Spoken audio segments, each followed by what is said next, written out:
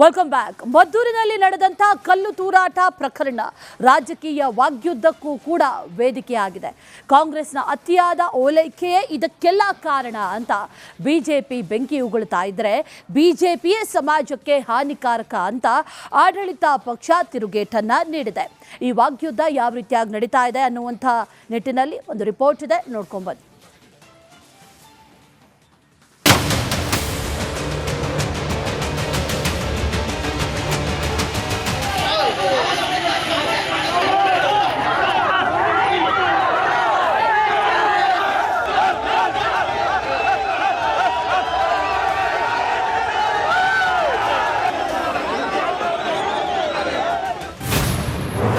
ರಾಜಕೀಯ ಕಣದಲ್ಲಿ ಕಲ್ಲು ತೂರಾಟ ಕದನ, ಕಾಂಗ್ರೆಸ್ ವಿರುದ್ಧ ದೋಸ್ತಿ ಪಡೆಯಿಂದ ದಂಗಲ್.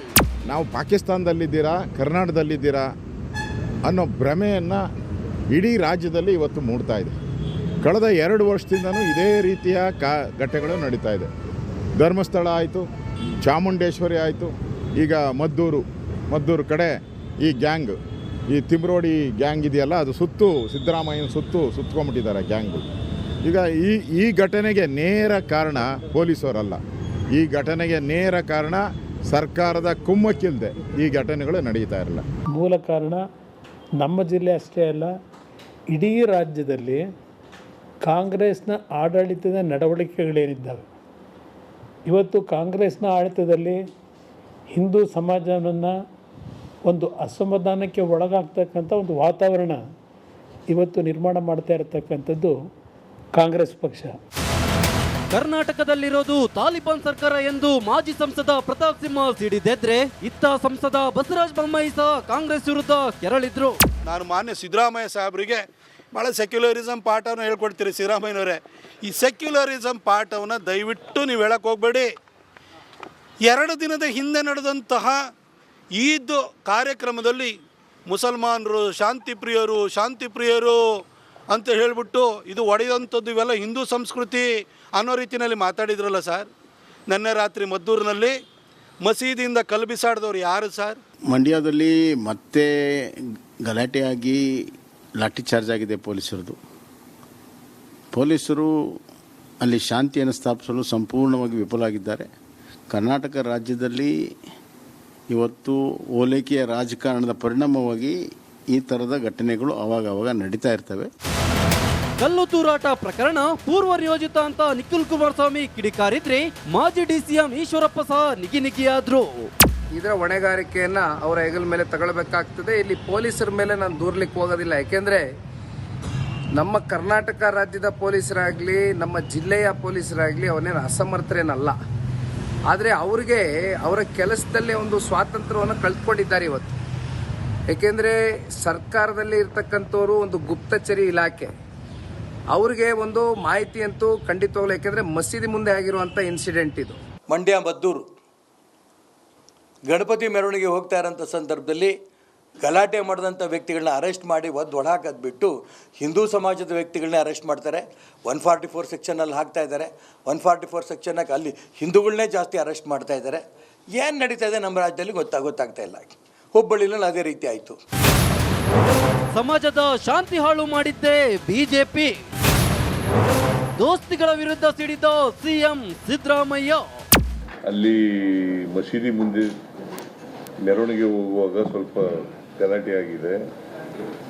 ಲಘು ಲಾಠಿ ಪ್ರಹಾರ ಕೂಡ ಮಾಡಿದ್ದಾರೆ ಪೊಲೀಸ್ನವರು. ಯಾಕಂತಂದರೆ ಪೊಲೀಸ್ನವ್ರು ಮಾತು ನೀವು ಇಲ್ಲಿ ನಿಲ್ಬೇಡಿ ಹೋಗಿ ಅಂತ ಹೇಳಿದಾಗ ಕೇಳಿಲ್ಲ. ಅವರು ಗುಂಪು ಕಟ್ಕೊಂಡು ಗಲಾಟೆ ಮಾಡೋಕ್ಕೆ ಶುರು ಮಾಡಿದ್ದಾರೆ.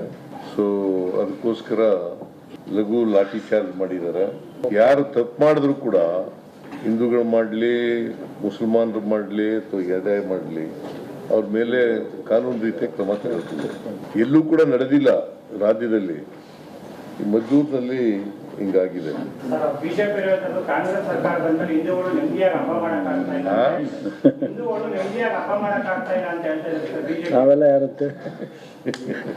ಎಲ್ಲೆಲ್ಲ ಗಲಾಟೆ ಆಗಿದೆಯಪ್ಪ ಗೊತ್ತಾ? ಹೇಳಿದ್ರ ಏನಾದ್ರೂ ಸಮಾಜದಲ್ಲಿ ನೆಮ್ಮದಿ ಕೆಡಿಸಿದ್ರೆ ಅವರೇ ಕೆಡಿಸೋದು. ಆರಶೋ ಕುಮ್ಮಕ್ಕಿನಿಂದಲೇ ಇಂಥ ಘಟನೆ ನಡೆದಿದೆ ಎಂದು ಚಲುವರಾಯಸ್ವಾಮಿ ಹೇಳಿದ್ರೆ ಮೆರವಣಿಗೆಯಲ್ಲೂ ಮೈಲೇಜ್ ತೆಗೆದುಕೊಳ್ಳಲು ಹೋಗ್ತಾರೆ ಎಂದು ಸಚಿವ ಲಾಡ್ ಕಿಡಿಕಾರಿದ್ರು. ಹಿಂದೂ ಸಂಘಟನೆಗಳ ಮೇಲೆ ಪರಮೇಶ್ವರ್ ಗೂಬೆ. ಅವರು ಹಿಂದೂ ಸಂಘಟನೆ ಅಂತ ಹೇಳ್ತಿದ್ದಾರೆ, ಅದನ್ನು ತನಿಖೆ ಮಾಡಿಕೊಂಡಾಗ ಗೊತ್ತಾಗುತ್ತೆ. ಈಗಲೂ ಕೂಡ ಅಲ್ಲಿ ಮೇನ್ ರೋಡಲ್ಲಿ ಬ್ಲಾಕ್ ಮಾಡಿದ್ದಾರೆ ಅಂತ ಕೇಳಿದೆ. ಅದನ್ನೆಲ್ಲ ಪೊಲೀಸ್ನವರು ತೆರವು ಮಾಡೋದಕ್ಕೆ ಪ್ರಯತ್ನ ಮಾಡಿ ಅವ್ರಿಗೆ ಮನವೊಲಿಸೋದಕ್ಕೆ ಪ್ರಯತ್ನ ಮಾಡ್ತಾ ಇದ್ದಾರೆ. ಮದ್ದೂರಿನ ಕಲ್ಲು ತೂರಾಟ ಕದನ ಕ್ಷಣ ಕ್ಷಣಕ್ಕೂ ಕಾವೇರುತ್ತಿದೆ. ಕೋಮು ರೋಷಾಗ್ನಿಯಲ್ಲಿ ರಣರಣ ರಾಜಕೀಯವು ದಗದಗಿಸುತ್ತಿದೆ.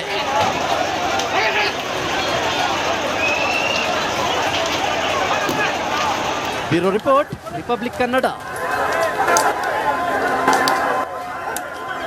ಒಂದು ಮಾಹಿತಿ ಅಂತೂ ಖಂಡಿತವಾಗ್ಲೂ, ಯಾಕೆಂದ್ರೆ ಮಸೀದಿ ಮುಂದೆ ಆಗಿರುವಂತ ಇನ್ಸಿಡೆಂಟ್ ಇದು. ಮಂಡ್ಯ ಮದ್ದೂರು ಗಣಪತಿ ಮೆರವಣಿಗೆ ಹೋಗ್ತಾ ಇರೋಂಥ ಸಂದರ್ಭದಲ್ಲಿ ಗಲಾಟೆ ಮಾಡಿದಂಥ ವ್ಯಕ್ತಿಗಳನ್ನ ಅರೆಸ್ಟ್ ಮಾಡಿ ಒಳಹಾಕೋದು ಬಿಟ್ಟು ಹಿಂದೂ ಸಮಾಜದ ವ್ಯಕ್ತಿಗಳನ್ನೇ ಅರೆಸ್ಟ್ ಮಾಡ್ತಾರೆ. 144 ಸೆಕ್ಷನಲ್ಲಿ ಹಾಕ್ತಾ ಇದ್ದಾರೆ. 144 ಸೆಕ್ಷನ್ನಾಗಿ ಅಲ್ಲಿ ಹಿಂದೂಗಳನ್ನೇ ಜಾಸ್ತಿ ಅರೆಸ್ಟ್ ಮಾಡ್ತಾ ಇದ್ದಾರೆ. ಏನು ನಡೀತಾ ಇದೆ ನಮ್ಮ ರಾಜ್ಯದಲ್ಲಿ ಗೊತ್ತಾಗ್ತಾ ಇಲ್ಲ. ಹುಬ್ಬಳ್ಳಿನಲ್ಲಿ ಅದೇ ರೀತಿ ಆಯಿತು. ಸಮಾಜದ ಶಾಂತಿ ಹಾಳು ಮಾಡಿದ್ದೇ ಬಿಜೆಪಿ. ದೋಸ್ತಿಗಳ ವಿರುದ್ಧ ಸಿಡಿದ ಸಿಎಂ ಸಿದ್ದರಾಮಯ್ಯ. ಅಲ್ಲಿ ಮಸೀದಿ ಮುಂದೆ ಮೆರವಣಿಗೆ ಹೋಗುವಾಗ ಸ್ವಲ್ಪ ಗಲಾಟೆ ಆಗಿದೆ. ಲಘು ಲಾಠಿ ಪ್ರಹಾರ ಕೂಡ ಮಾಡಿದ್ದಾರೆ ಪೊಲೀಸ್ನವರು. ಯಾಕಂತಂದರೆ ಪೊಲೀಸ್ನವ್ರ ಮಾತು ನೀವು ಇಲ್ಲಿ ನಿಲ್ಬೇಡಿ ಹೋಗಿ ಅಂತ ಹೇಳಿದಾಗ ಕೇಳಿಲ್ಲ. ಅವರು ಗುಂಪು ಕಟ್ಕೊಂಡು ಗಲಾಟೆ ಮಾಡೋಕ್ಕೆ ಶುರು ಮಾಡಿದ್ದಾರೆ. ಸೊ ಅದಕ್ಕೋಸ್ಕರ ಲಘು ಲಾಠಿ ಚಾರ್ಜ್ ಮಾಡಿದ್ದಾರೆ. ಯಾರು ತಪ್ಪು ಮಾಡಿದ್ರು ಕೂಡ ಹಿಂದೂಗಳು ಮಾಡಲಿ, ಮುಸಲ್ಮಾನರು ಮಾಡಲಿ ಅಥವಾ ಯಾವುದೇ ಮಾಡಲಿ, ಅವ್ರ ಮೇಲೆ ಕಾನೂನು ರೀತಿಯ ಕ್ರಮ ತಗೊಳ್ತಿದೆ. ಎಲ್ಲೂ ಕೂಡ ನಡೆದಿಲ್ಲ ರಾಜ್ಯದಲ್ಲಿ. ಈ ಮದ್ದೂರಿನಲ್ಲಿ ಹಿಂಗಾಗಿದೆ.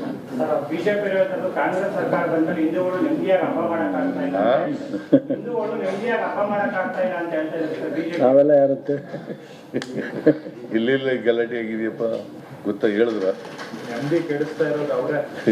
ಏನಾದ್ರೂ ಸಮಾಜದಲ್ಲಿ ನೆಮ್ಮದಿ ಕೆಡಿಸಿದ್ರೆ ಅವರೇ ಕೆಡಿಸೋದು.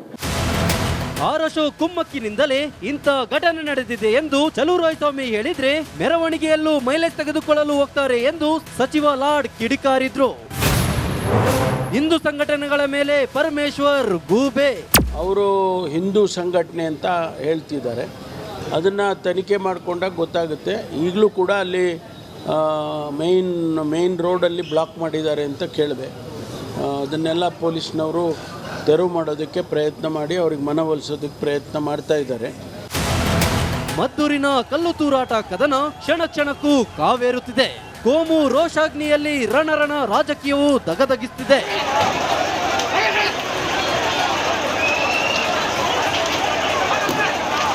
Bureau report, republic Kannada.